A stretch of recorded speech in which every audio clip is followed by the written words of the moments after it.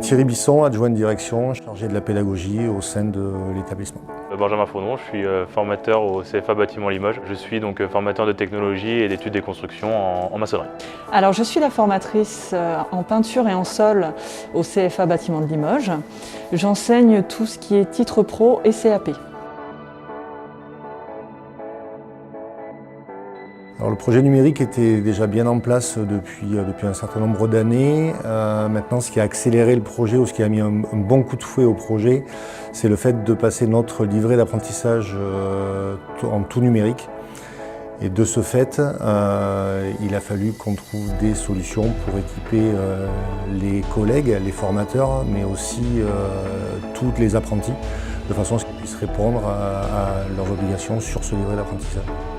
Progressivement, donc, on a essayé de faire une pédagogie différente de celle qu'on faisait à l'époque, c'est-à-dire juste du crayon, du papier et puis un petit peu de vidéoprojecteur. On a essayé d'évoluer et de se mettre à la page et de faire une pédagogie via des tablettes, dont des iPads.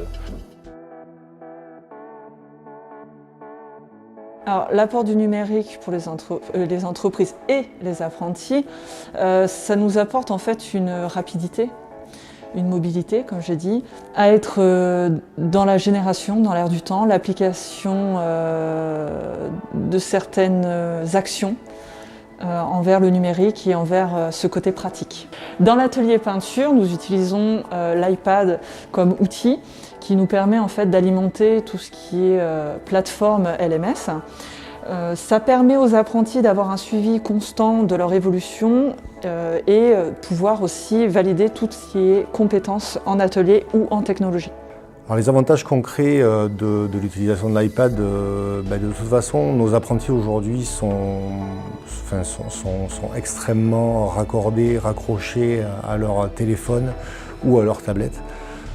Donc le fait de ne plus leur interdire de s'en servir et au contraire de leur en mettre une entre les mains pour pouvoir travailler, pour pouvoir développer certaines compétences, c'est forcément une plus-value. Alors, dans un premier temps, je dirais que c'est un outil qui est ludique, donc qui est facile à utiliser avec les jeunes, parce que voilà, c'est une nouvelle génération, c'est une génération qui a vécu, et qui vit avec la technologie au quotidien. Donc du coup, c'est quelque chose qui les intéresse fortement. Donc déjà, c'est un premier biais pour les intéresser facilement à la pédagogie, donc à la technologie, à l'étude de construction et plein d'autres choses. Mais donc du coup, voilà, c'est un biais qui fait qu'on intéresse facilement le jeune, et donc du coup, ça le pousse à travailler davantage et à être un peu plus curieux par rapport aux différentes techniques et maquettes numériques qu'on peut utiliser.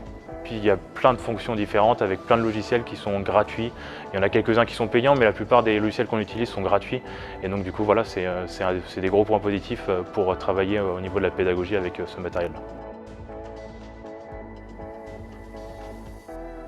Alors mon usage dans ma session, c'est surtout de l'expérimentation. Il faut que ça suive un objectif précis, qui est de la recherche, de la consultation de ressources, de la mobilité. Il faut qu'on soit amené à pouvoir se déplacer, observer et se renseigner. Du coup, moi j'essaye d'utiliser beaucoup de visionneuses 3D. Comme je suis formateur en études des constructions, il y a le BIM qui arrive, donc c'est Building Information Modeling. C'est le fait en fait que tous les corps de métier travaillent sur une même maquette numérique. Beaucoup d'entreprises essayent de le développer, et donc du coup c'est pour ça qu'on essaye d'amener les jeunes à travailler de plus en plus sur des visionneuses 3D. Alors moi j'essaye de les gérer avec Monsieur Bisson, on essaye de gérer ça. Après on travaille aussi avec l'entreprise eConcept qui gère nos tablettes à distance si on a besoin. Sinon on travaille sur une plateforme qui s'appelle GemSchool qui nous permet de pousser les applications et de les mettre sur nos tablettes. Donc c'est des outils qui sont faciles à l'emploi, et si on a besoin, de toute façon on a l'entreprise eConcept sur qui compter.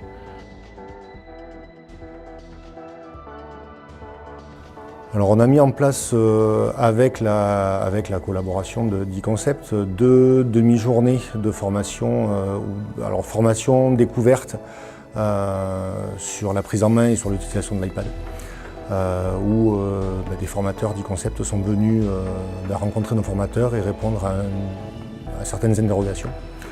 Donc voilà, là encore une fois, un partenariat très efficace. Nous avons suivi des formations pour pouvoir utiliser le plus simplement les tablettes iPad. Et nous avons un accompagnement fréquent pour pouvoir intégrer de nouvelles applications ou de nouvelles activités sur ces tablettes. Donc si je devais faire un bilan aujourd'hui de la situation, alors on a fait un grand pas en avant depuis 1 an et demi sur notre fonctionnement global. Si on avait la possibilité d'équiper tous nos jeunes d'une tablette, ça serait avec grand plaisir que je le ferais. Aujourd'hui c'est vraiment un atout, c'est vraiment un outil à tout point de vue. En termes de, enfin, c'est une banque de données qui est inépuisable, donc on peut faire énormément de choses avec. Et oui, si j'avais un souhait aujourd'hui, ça serait vraiment d'équiper chaque apprenti d'une tablette comme ça.